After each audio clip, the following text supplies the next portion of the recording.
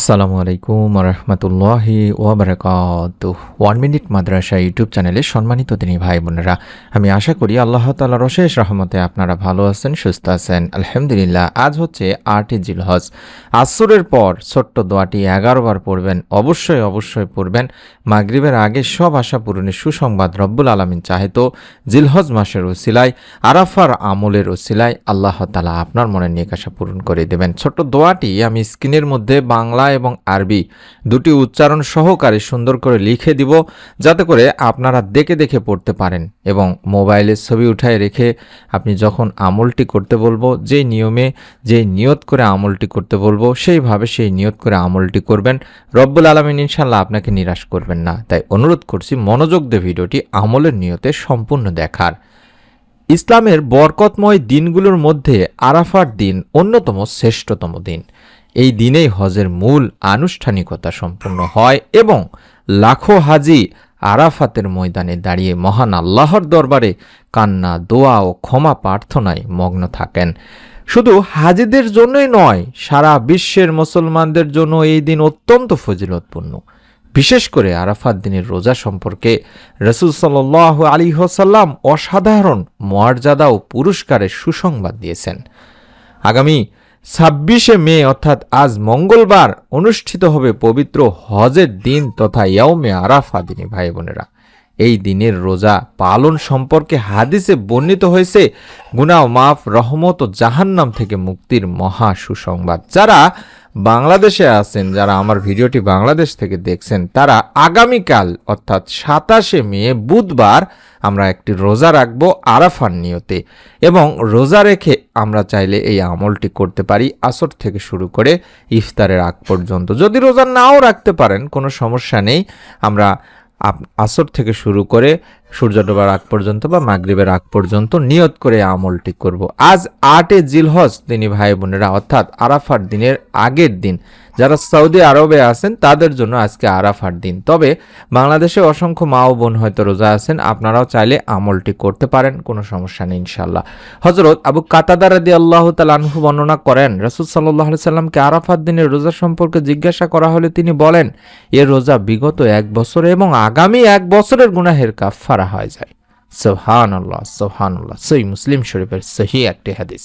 কাতাদা রাদিয়াল্লাহু তাআলা আনহু থেকে বর্ণিত আছে, আমি আল্লাহ তাআলার কাছে আশা রাখি তিনি আরাফাত দিনের রোজার মাধ্যমে পূর্বের 1 বছর ও পরের 1 বছরের গুনাহ ক্ষমা করে দেবেন।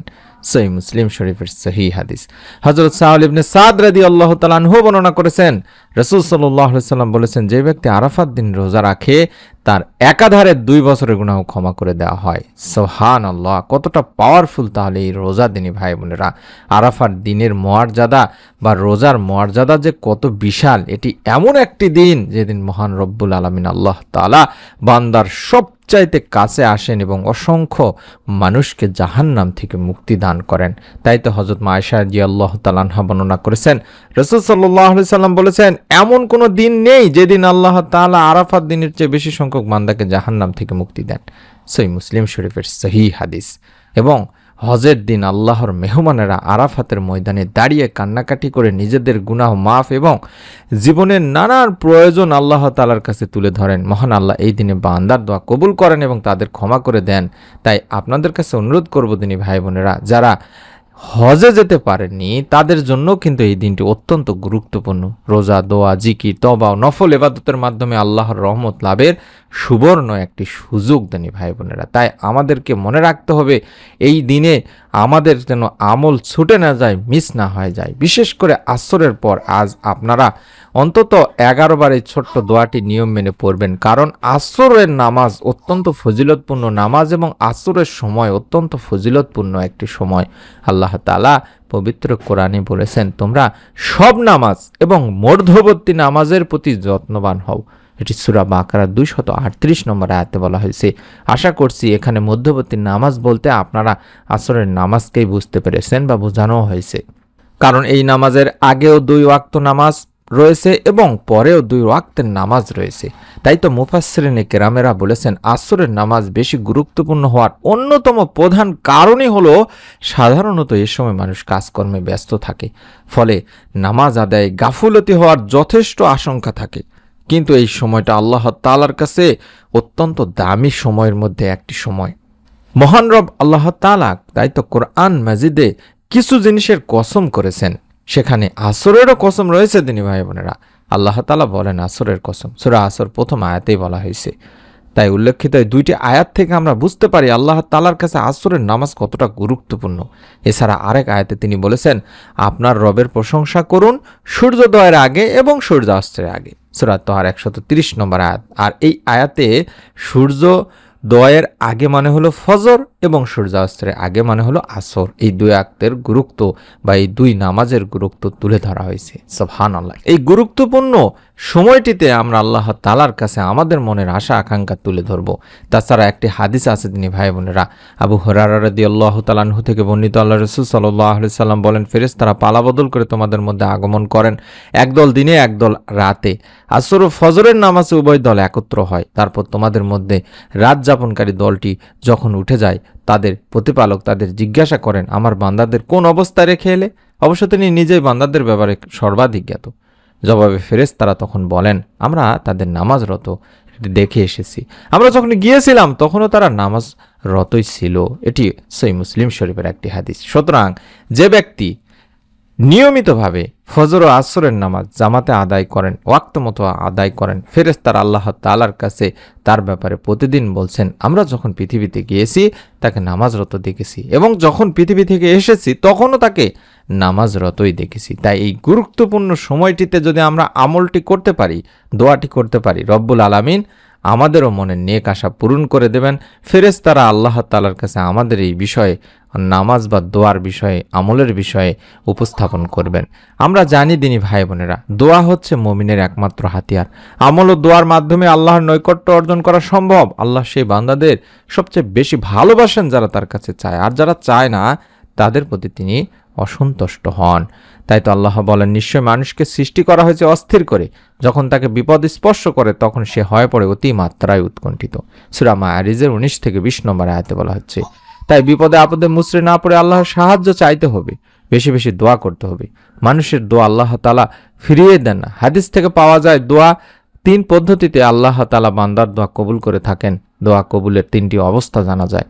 এক, দোয়াকারী দোয়া হুবহু কবুল করে আপনাকে সঙ্গে সঙ্গে দুনিয়াতে এর প্রতিদান দিতে পারেন। আল্লাহ চাইলে আপনি দোয়া করলেন আসরের নামাজের পর, মাগরিবের ওয়াক্ত শুরু হওয়ার আগে আপনি তার ফল পেয়ে গেলেন কোনো না কোনো একটা মাধ্যম থেকে। অথবা 2 নম্বর, আপনার দোয়ার প্রতিদান আল্লাহ তাআলা পরকালের জন্য সংরক্ষণ করবেন, তখন আপনাকে তা দান করবেন। এবং 3 নম্বর অত্যন্ত গুরুত্বপূর্ণ, যেটি হলো দোয়ার মাধ্যমে আপনার উপরে আসা অমঙ্গলকে আল্লাহ রব্বুল আলামিন আপনার কাছ থেকে দূরে রাখবেন দিনী ভাই বোনেরা। তাই মনে রাখবেন, দোয়া কখনোই ব্যথা যায় না, দোয়া কখনো করে লস হয় না। আপনি যদি দুনিয়াতে ফল না পান, আখিরাতে পাবেন, অথবা আপনার কোনো বিপদ আপদ আল্লাহ তাআলা আপনাকে রক্ষা করবেন সেই বিপদ থেকে। হাদিসে এসেছে, একবার আনাস রাদিয়াল্লাহু তাআলা আনহু আল্লাহর রাসূল সাল্লাল্লাহু আলাইহি সাল্লামের সঙ্গে বসা ছিলেন। এমন সময় এক ব্যক্তি এসে নামাজ আদায় করার পরে এই ছোট্ট দোয়াটি পাঠ করলো। অর্থাৎ এই মুহূর্তে যে দোয়াটি দেখাচ্ছি, আরবি বাংলা দুটি উচ্চারণই।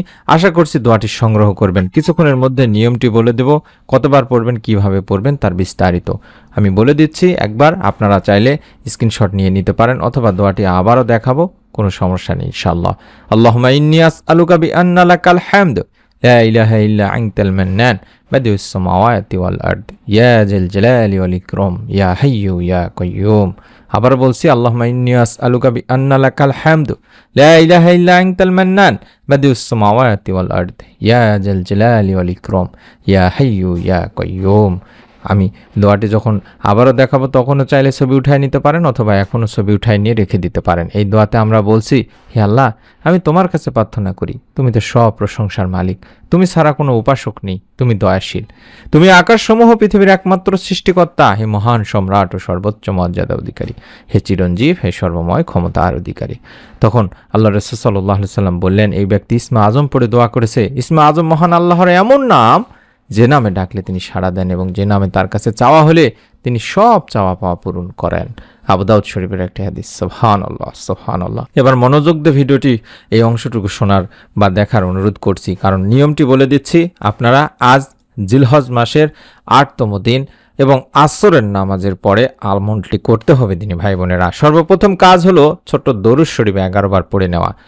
আমি অনুরোধ করছি যে এই দরুদটি দেখতে পাচ্ছেন স্ক্রিনের মধ্যে, চাইলে এই দরুদটি পড়তে পারেন, অথবা যে কোনো দরুদে আপনি অথবা দরুদে ইব্রাহিমও পড়তে পারেন, অন্তত 11 বার পড়বেন। আল্লাহুম্মা সাল্লি ওয়া সাল্লিম আলা নবিয়িনা মুহাম্মদ, আল্লাহুম্মা সাল্লি ওয়া সাল্লিম আলা নবিয়িনা মুহাম্মদ, আল্লাহুম্মা সাল্লি ওয়া সাল্লিম আলা নবিয়িনা মুহাম্মদ। এভাবে 11 বার আগে দরুদ পড়বেন। অনেকে বলতে পারেন কেন দরুদ পড়বো আগে? কারণ দরুদবিহীন দোয়া আল্লাহ তাআলার কাছে পৌঁছায় না দিনী ভাই বোনেরা। আপনার দোয়া মুনাজাত সব কিছু আসমান ও জমিনের মাঝখানে ঝোলানো থাকবে, যেটা হযরত ওমর বিন খাত্তাব রাদিয়াল্লাহু তাআলা আনহু বলেছেন। বলা হয়েছে নিশ্চয় বান্দার দোয়া মুনাজাত আসমান ও জমিনের মাঝখানে ঝোলানো থাকবে, তার কোনো কিছু আল্লাহ পাকের নিকট পৌঁছবে না যতক্ষণ না পর্যন্ত বান্দা নবীর প্রতি দরুদ পাঠ করবে। এটি তিরমিজি শরীফের একটি হাদিস। আশা করছি বুঝতে পেরেছেন। এই জন্য আমরা প্রথমে আগে 11 বার এই নিয়মটি মেনে আমলটি করব, অর্থাৎ দরুদের আমলটি করে নিব। তারপরে যে ছোট্ট দোয়াটি শিখিয়ে দিলাম, অর্থাৎ আল্লাহুম্মা ইন্নী আসআলুকা বিআন্না লাকাল হামদু লা ইলাহা ইল্লা আনতাল মান্নান বাদিউস সামাওয়াতি ওয়াল আরদ ইয়া জাল জালালি ওয়াল ইকরাম ইয়া হাইয়্যু ইয়া কাইয়্যুম। এটি এভাবে 3 বার কম করে হলেও পাঠ করার চেষ্টা করবেন। তারপরে দুইখানা হাত তুলে দোয়ার শুরুতে আল্লাহর প্রশংসা করে নেবেন। আগেই আপনার চাওয়া পাওয়া বলবেন না, আগে আল্লাহর প্রশংসা করবেন। চাইলে সূরা ফাতিহা পড়লেন, তারপরে আপনি আপনার চাওয়া পাওয়াগুলো আল্লাহ তাআলার কাছে বলবেন।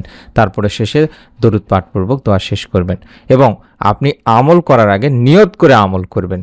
প্রত্যেকটি কাজ নিয়তের উপরে নির্ভর করে, তাই অনুরোধ করছি প্রত্যেকেই কেউ বাদ যাবেন না। যারা আমলটি করতে পারবেন তারাও নিয়ত করুন, যারা পারবেন না তারাও নিয়ত করুন। নিয়তের ওসিলে আল্লাহ তাআলা হয়তো বা আপনার মনের নেক আশা পূরণ করে দিতে পারেন আপনি আমল করার আগেই। তাই অনুরোধ করছি প্রত্যেকেই ভিডিওটিতে অন্তত আমিন লিখে নিয়ত করুন। আপনার নিকট আত্মীয় স্বজন কাছের মানুষজনকে আমলটির কথা জানিয়ে দিন। চাইলে খুব সহজে ফেসবুক, হোয়াটসঅ্যাপ, ইমো, মেসেঞ্জার যে যেটা ব্যবহার করেন তাদেরকে ভিডিওটি শেয়ার করে দিন। আরাফাত দিনের আমল নিয়ে আমরা ভিডিও দেব। অত্যন্ত গুরুত্বপূর্ণ আমল নিয়ে ভিডিওগুলো আমরা তৈরি করছি। সেই ভিডিওগুলো পাওয়ার জন্য হলেও অবশ্যই চ্যানেলটি সাবস্ক্রাইব করুন, বেল বাটনটি অন করে রাখুন। এই বাটনটি এই ভিডিওটির নিচে আছে, একটু কষ্ট করে দেখুন, একবার চাপ দিয়ে রেখে দিন। সকলে ভালো থাকুন, সুস্থ থাকুন। আমরা মন থেকে দোয়া করি রব্বুল আলামিন এই জিলহজ মাসে অত্যন্ত ফজিলতপূর্ণ একটি আমল, আসরের পরে দোয়া কবুল হয়। সেই সময় আমাদের দিনী ভাই বোনেরা যারা আমলটি করবেন, কার কি মনের নেক আশা আল্লাহ তাআলা আপনি নিজে ভালো জানেন, তাদের মনের নেক আশাগুলো পূরণের সুসংবাদ দান করুন। আমিন। সকলে ভালো থাকুন, সুস্থ থাকুন। নতুন ভিডিও দেখার আমন্ত্রণ জানাচ্ছি। আসসালামু আলাইকুম ওয়া রাহমাতুল্লাহি ওয়া বারাকাতুহু।